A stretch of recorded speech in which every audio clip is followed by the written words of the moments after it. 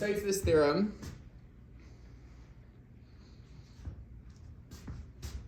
It's kind of a three-part theorem.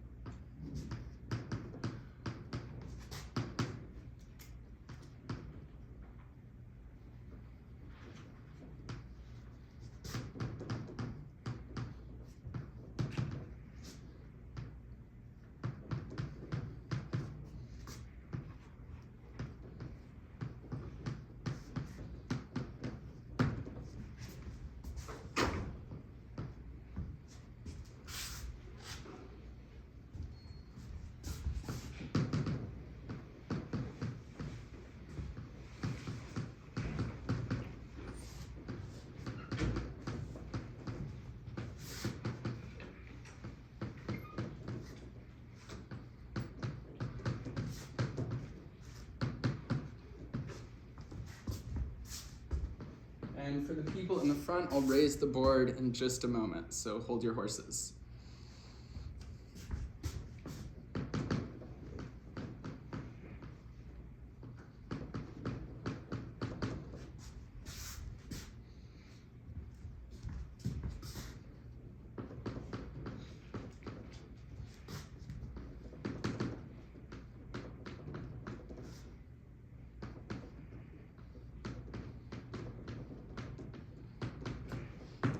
Okay, so it cites this theorem, and what the question asks us to do, in particular what part A asks us to do, is to show that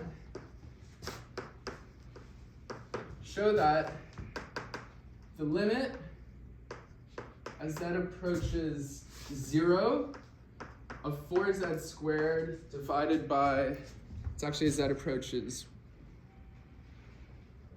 okay, as z approaches infinity,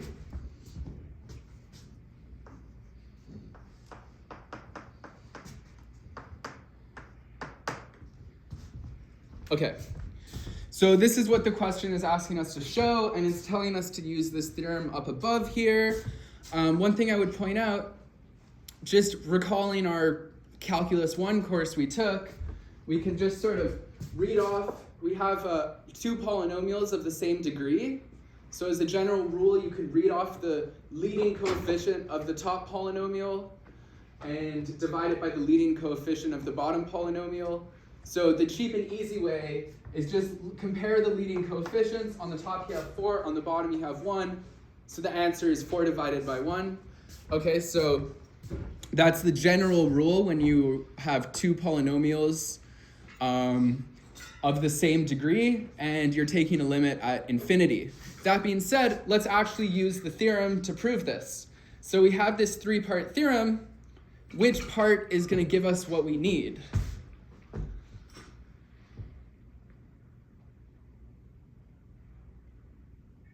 Yes? Second part? The second part. Okay, very good. So let's go ahead and do that. Again, for the people in the front, you might struggle to see what I'm writing here, but I'll raise the board in just a moment. Or no, I won't. I'm just going to start writing here. Okay, so I'm going to erase my addendum, which is good because this is my shame from the last tutorial, and I never want to talk about it again.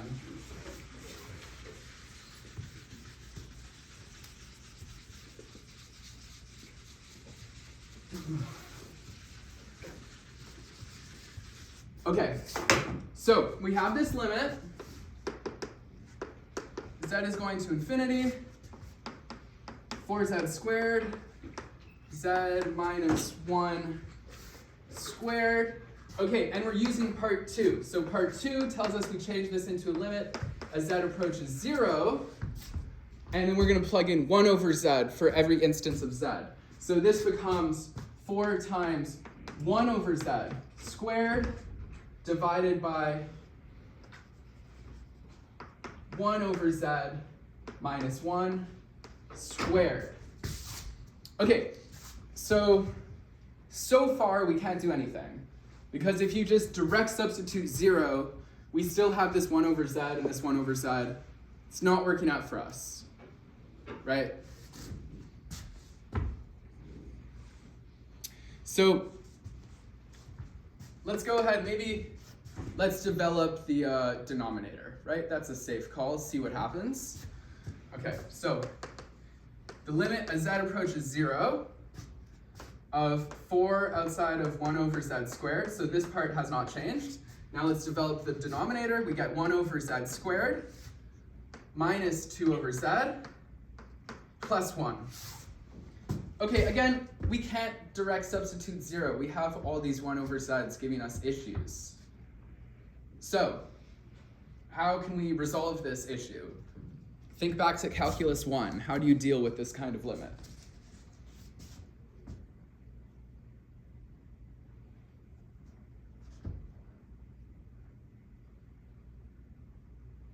Yes? Multiply by z squared in the numerator and the denominator. Exactly. Okay, so we're going to multiply this whole thing by 1. Right? Multiplication by 1 doesn't change anything. And last time I checked, 1 is the same thing as z squared divided by z squared. Okay, so let's see what happens. How does this shape out? We're taking the limit as z goes to 0. On the top, we're just left with 4. On the bottom, we get 1 minus 2z plus z squared. Okay, and now we can direct substitute. We no longer have any issues when it comes to direct substitution. So we're just going to direct substitute, plug in z equals 0, we get 4 divided by 1 minus 2 times 0 plus 0 squared, and this is just 4. Okay, so the moral you should take away here is when it comes to computing limits, complex analysis is the same as real analysis. Okay, all the tricks from real analysis transfer over to complex analysis. Any questions? Comments, concerns, dreams, aspirations? Yes? You said that all of the same limits rules apply. I think that there's one thing that's a little bit different, which is that in complex analysis we have this idea of a point at infinity, where the limit in previous years of calculus you might have claimed that the limit didn't exist when you're approaching infinity, but in this course we seem to claim that it does actually approach a limit, which is point at infinity. Right, okay, that's fair enough. So maybe the nomenclature is a little bit different. Before we might have said the limit doesn't exist, or we might have said it equals plus infinity, or it equals minus infinity. All right, so now in those situations, there is no two distinct plus and minus infinities, it's just infinity, okay?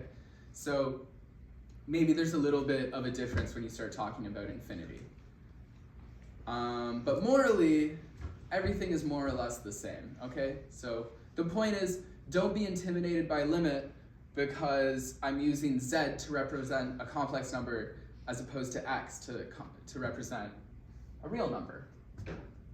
Okay, thank you for that comment. That was a good comment. So this question, it also had a part B and a part C, and I leave that to you. We're gonna go ahead and just move on from this. Okay, so here's the next thing we're gonna discuss.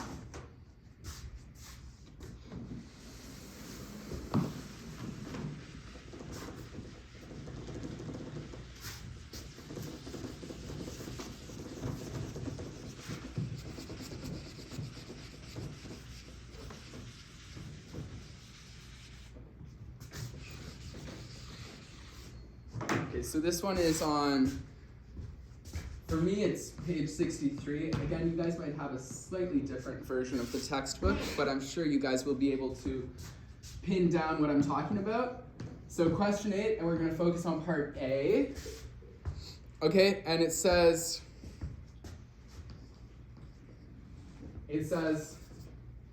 let f of z equal z conjugate. No, let f of z equal the real part of z, rather.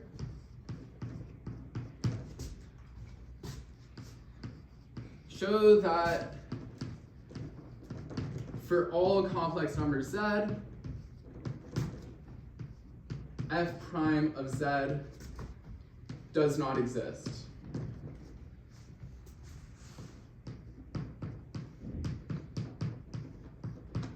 Okay, and just a comment here. Typically the method here is to use the Cauchy-Riemann equations, which gives us a very powerful tool for verifying differentiability, or let's not say differentiability, the existence of a derivative. I'm being a bit pedantic. But in the textbook, this comes before the Cauchy-Riemann equations. So we're going to do this without using the Cauchy-Riemann equations. So the Cauchy-Riemann equations are not allowed for now. Okay, but in the future, this type of problem is something you attack with the Cauchy-Riemann equations. Okay. I'm realizing I have so little chalk and there's no more chalk here. So I guess we're just gonna see how this plays out. Okay, let's do this. So, the method is, okay, so keep in mind how this, this real part function works. If we have a complex number z here, the real part is just mapping it to its x coordinate, right? So this would be the real part of z. Okay? So this is what we're going to do.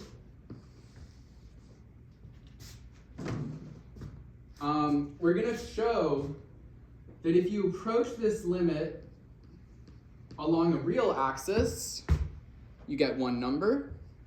And when you approach it along an imaginary axis, you get a different number. Okay, so in order for, keep in mind, at the end of the day, a derivative is a kind of limit. In order for a derivative to exist, it needs to, for a limit to exist, it needs to be the same no matter which direction you approach it from. Okay, so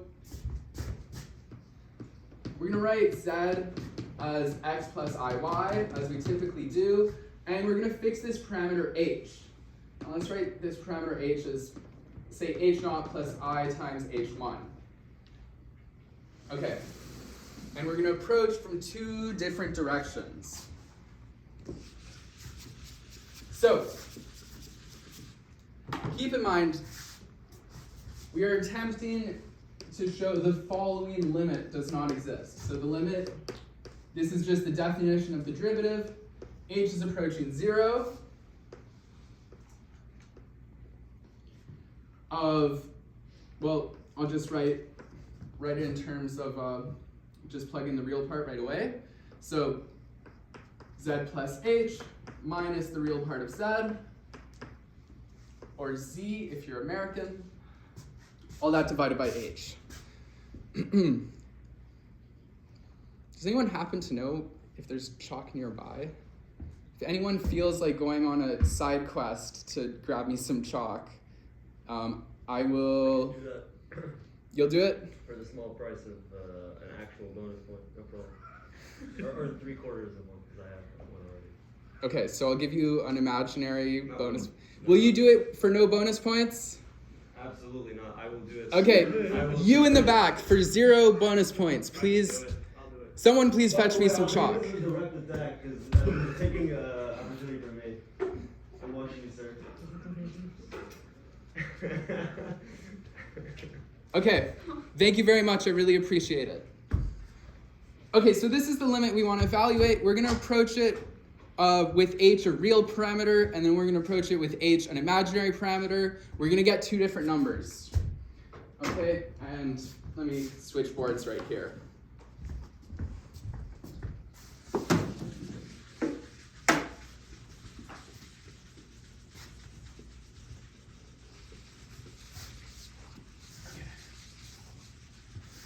So let's start with approaching it with a real parameter. So the limit as h approaches 0, and now we're looking at h is a real parameter.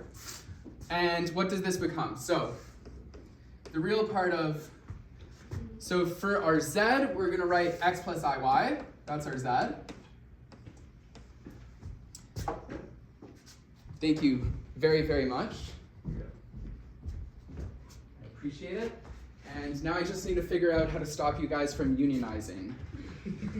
Okay, so real parameters. So remember, writing h as h naught plus I times h1.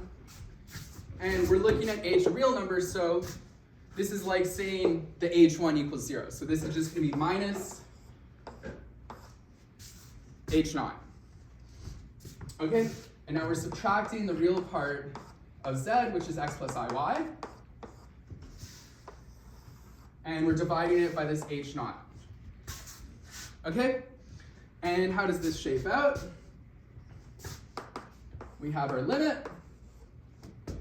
Now, what's the real part of this first term here?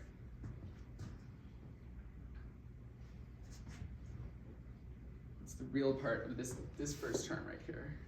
X minus h. Yeah, or sorry, I was supposed to put a plus h, so that's my fault. Yes, okay, so the first term becomes x plus h naught. The second term, the real part is just x, so minus x, and we're dividing by this h naught. And this is the limit. So now our h naughts, we just end up with h naught divided by h naught, and this is clearly equal to 1, right?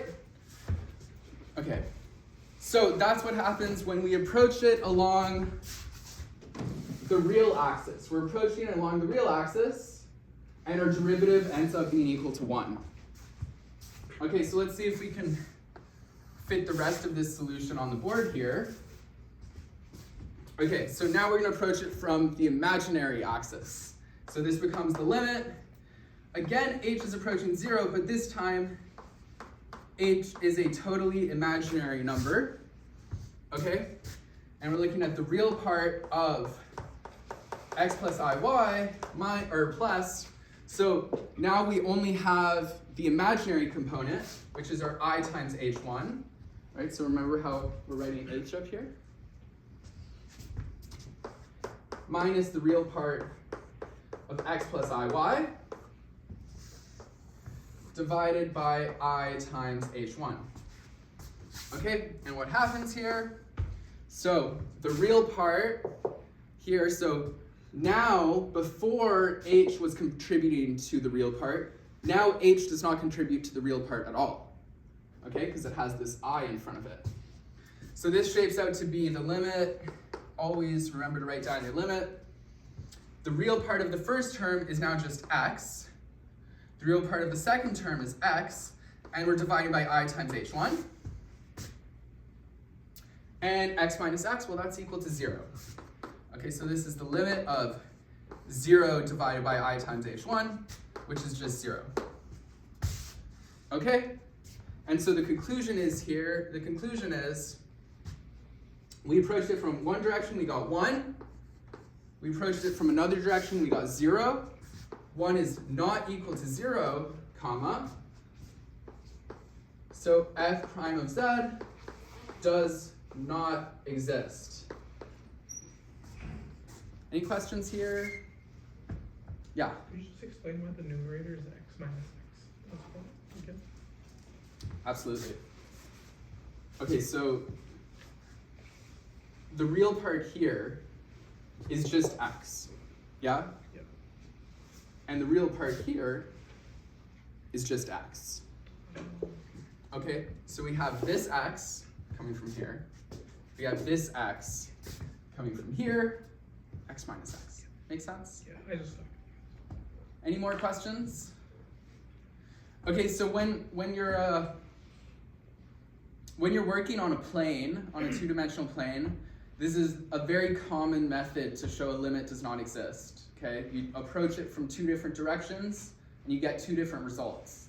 That's a very common method to show limits do not exist. And in this case, the limit also happened to be a derivative. All right, so now a super, super, super important topic arguably one of the most important topics in this course, and that is the Cauchy-Riemann equations. After we do the quiz. So let me open up the quiz real quick. So the quiz is on Avenue to Learn, and I'm about to open it up.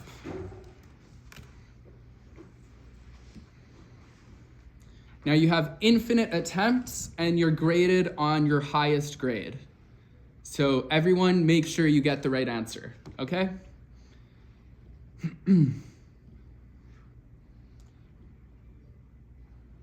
Okay, I just opened the quiz. Can someone confirm if they see the quiz? Okay, good.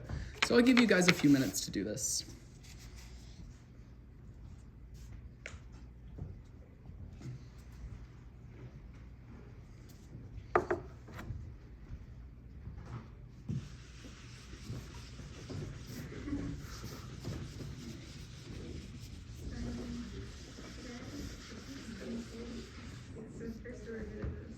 Yeah, and feel free to discuss, guys, with each other.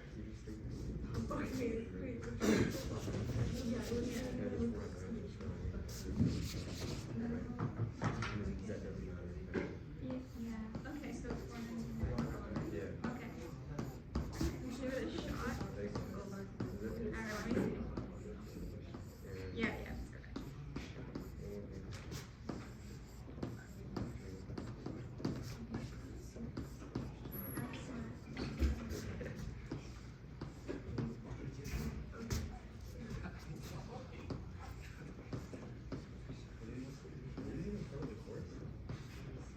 I think it's just like E or like basically it's participation included. But it's oh, I guess you're right. Like I'm still confused what happened to the Z and why it just disappeared. But I Well, guess. imagine like x cubed, and I think like what they're doing is x cubed. Oh, okay. Go 3 times 0. Oh, right. You might have noticed from the quizzes I designed this week and last week, I like to throw big numbers at you just to scare you, but it's always just a decoy, okay? There's always a nice geodesic solution. That being said, if you manage to compute 500 derivatives in the couple minutes I give you, well, kudos to you. Again, one imaginary butterfly. You do Pardon? One imaginary unit? you do the entire thing. More like 4 real units. That's what the total attendance adds up to. 4% of your grade. Start doing those derivatives. Okay, again, so you get infinite attempts, guys.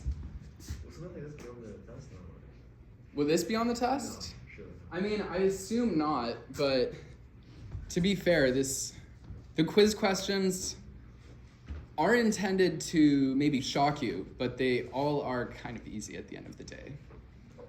There's always a little trick, right? If someone throws this huge number at you, you should think to yourself, they definitely don't expect me to do this much math, and there must be an easier way.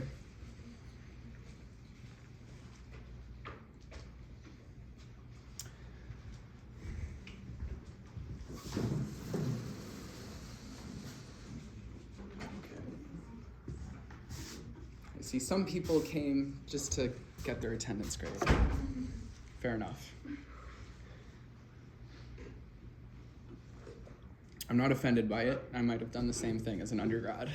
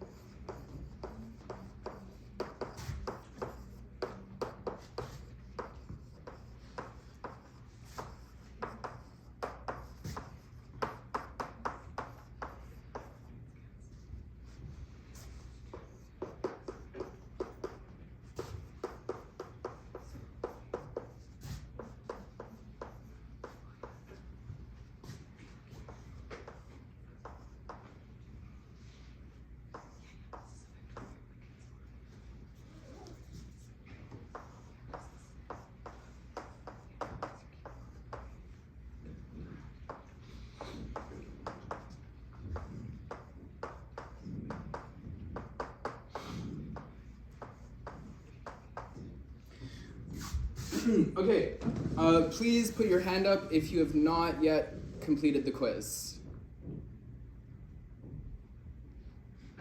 Okay, so everyone has completed the quiz. I'm gonna go ahead and close it.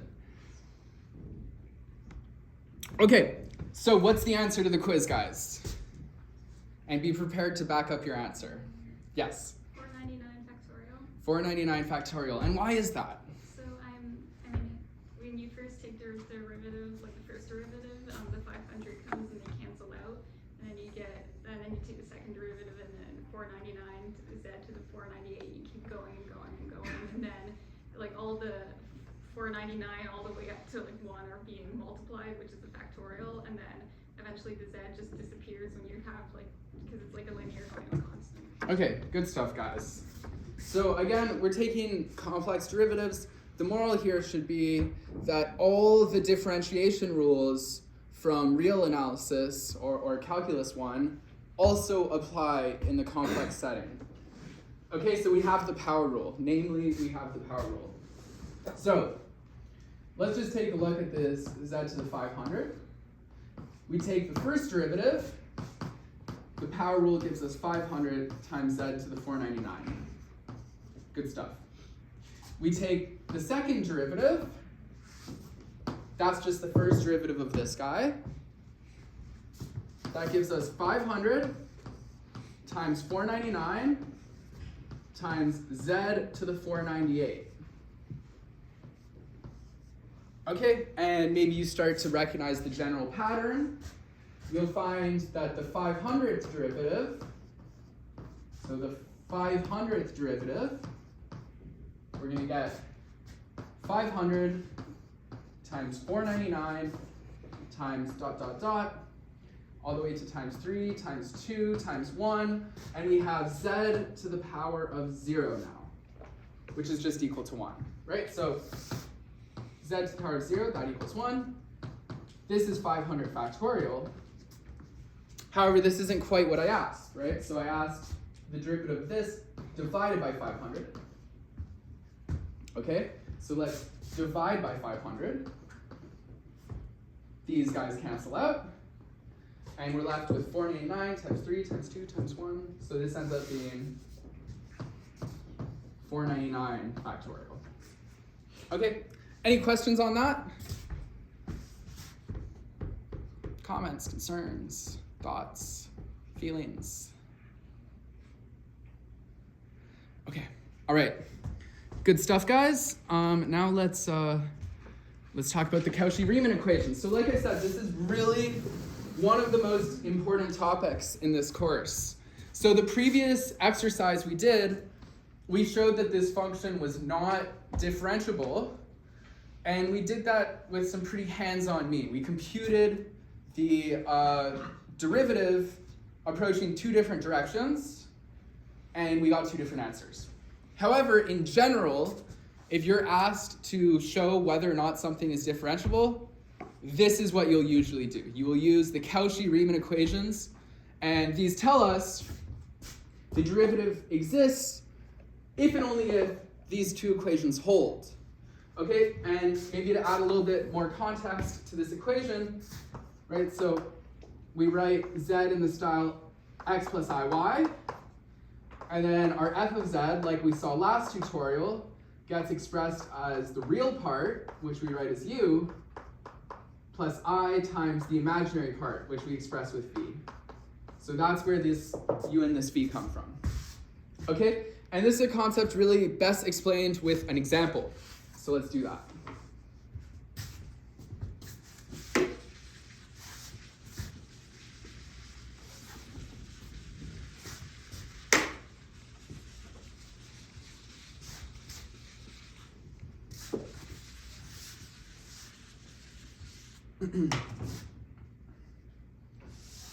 So,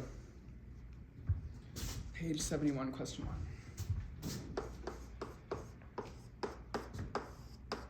And we're going to focus, I'll write them down. So it says, show that for all z, so for all complex numbers, f prime of z does not exist. Okay, and we're gonna look at A, which is giving us the function f of z equals z conjugate. And we're gonna look at D, which gives us the function f of z equals e to the x times e to the minus I y. Okay, so this will be a very informative exercise here.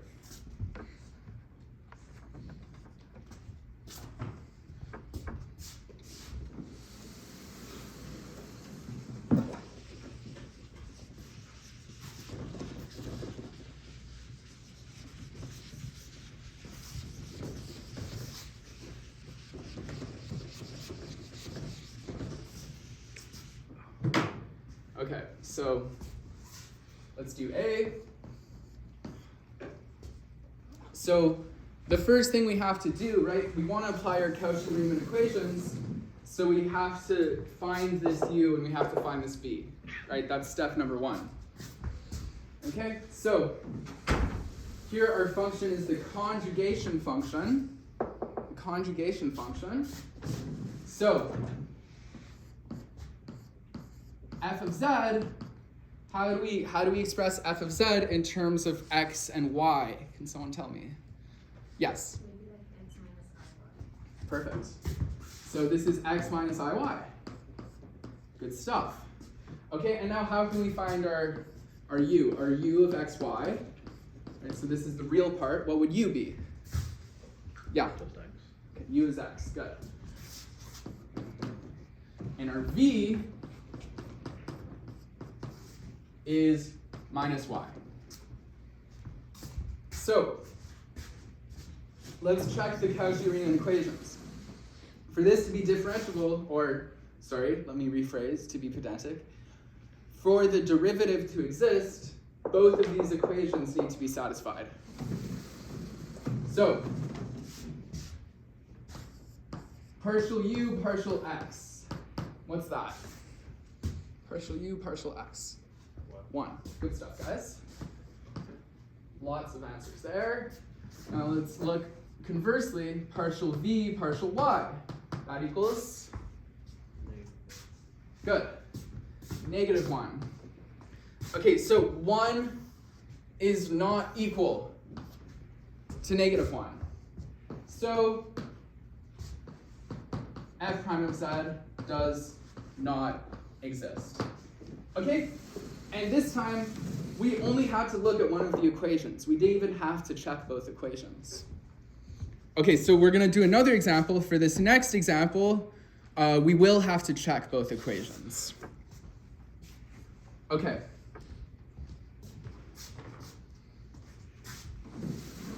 So this is D. All right, so now you guys know Euler's formula. So last week I kept writing it down, forgetting that you guys hadn't seen it yet. But now, no holds barred. I can do as much Euler's equation as I want. So Euler's equation applies to a real parameter, we'll call it theta, and that tells us that e to the I theta equals cosine theta plus I sine theta. And some people like to plug in theta equals pi, and you get this result that e to the I pi equals -1. And people say that's the most beautiful equation in all of mathematics. I think those people are kind of exaggerating, but you know, if you find this beautiful, I don't want to take that away from you. And I'm sure if you continue in math, you'll find much more beautiful equations. But you know, okay, so this is our Euler's formula, and this is how we're going to deal with this guy, right? So y is a real parameter, so we can apply this this Euler's formula. Okay, so let's see how I'm going to do this in terms of space. Okay, I'm going to erase the info board.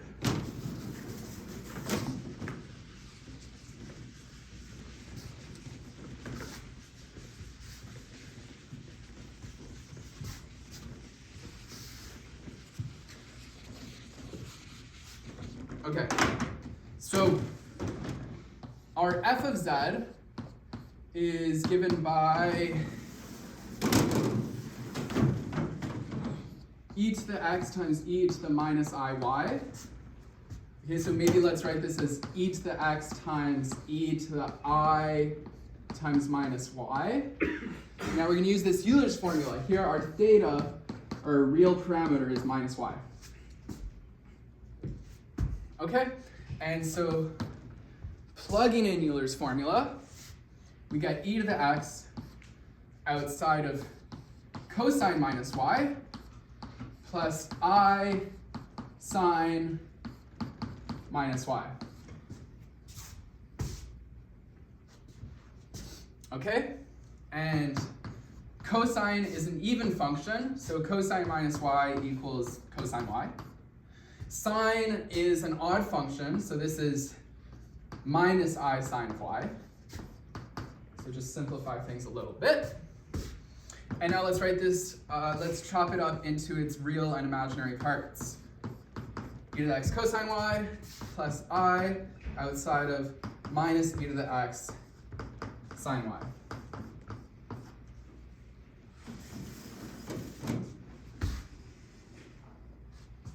Okay, so let's check the Cauchy-Riemann equations.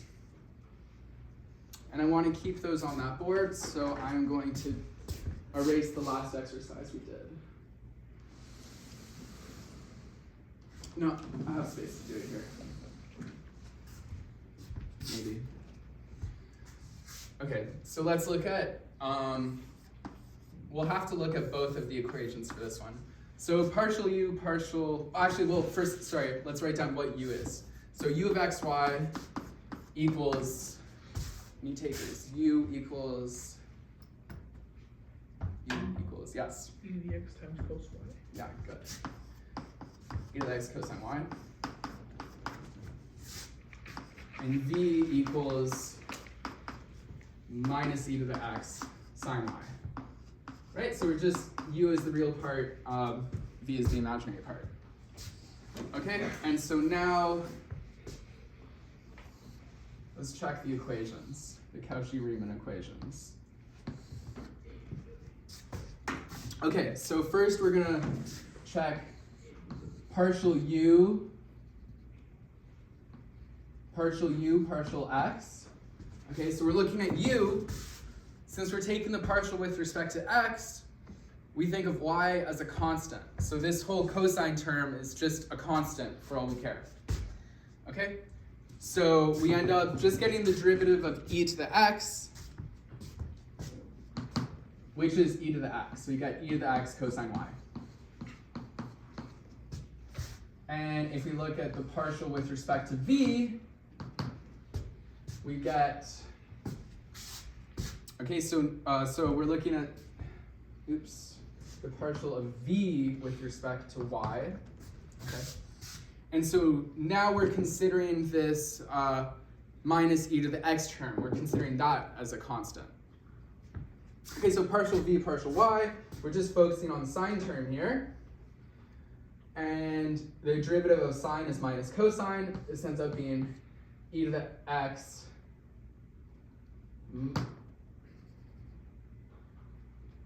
so minus e to the x cosine y. Okay, so I'm notoriously bad at taking derivatives, so someone please just double check my work, make sure I didn't make any mistakes. Yeah? Isn't the derivative of sine positive? Oh, I see the negatives from the other. Yeah, so there's a negative here that clears things up for us. Okay, so the first Cauchy-Riemann equation is telling us to set these guys equal to each other and see when that holds, okay? So we have e to the x cosine y equals minus e to the x cosine y. So we have a number equal to its negative. Which number can possibly be equal to its own negative? Is there any number we know of which is equal to its negative? Yes, 0. Okay, very good. Okay, so this is telling us that e to the x cosine y equals 0. Now, whenever you have a product of two terms, equal to 0, this can occur if and only if one of those two terms equals 0. Okay, so this occurs if and only if e to the x equals 0 or cosine y equals 0. Okay, so can someone tell me something about this equation, e to the x equals 0? Yes. It can never be 0. Yeah. So e to the power of any real number whatsoever, e to the power of any real number is positive. Okay, so this, for any x, this can never happen. We're just going to go across this out. And what we have is that cosine y equals 0.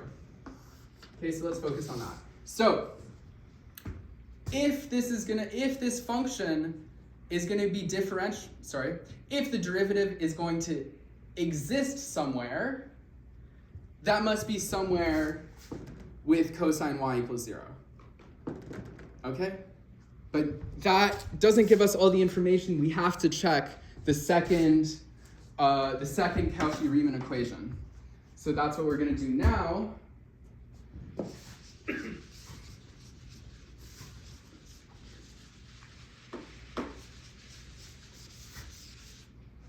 Okay, so again,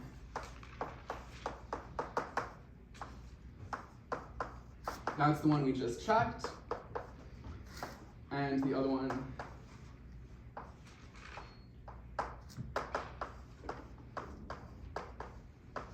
okay, so those are the Cauchy-Riemann equations. Now let's verify the second Cauchy-Riemann equation. Okay, so let's do this real quick. The partial of u with respect to y is equal to partial u, partial y, is equal to minus e to the x sine of y. And partial v, partial x, let's get that negative there, negative partial v, partial x is equal to minus e to the x sine of y. Okay, and so this is the same line of reasoning. So we have minus e to the x, this one's positive, minus e to the x sine of y is equal to e to the x sine of y. Again, following the same reasoning as before, this tells us that e to the x sine y equals 0. This tells us that e to the x equals 0 or sine y equals 0. Again, we can write off the possibility that e to the x equals 0. Sorry for the people in the front row. We can write off the possibility that e to the x equals 0. And what we find is that sine y equals 0. Okay.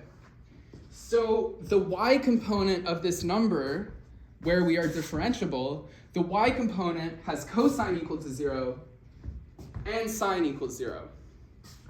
And this can never happen, right? So if you remember, cosine looks something like that, and sine looks something like, oops, I don't know if I'm going to do this right, but okay, this is very approximate, extremely approximate drawing, because I'm not that good at that stuff. Okay, so this is our cosine, this is our sine. As you can see, they have no common zeros, right? So remember, we need cosine y equals 0. We need sine y equals 0. Cosine y equals 0. And sine y equals 0 are never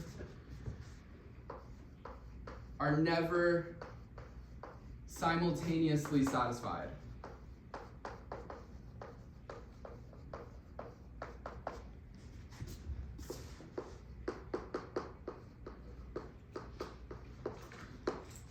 So f prime of z does not exist. Okay, that's all, guys.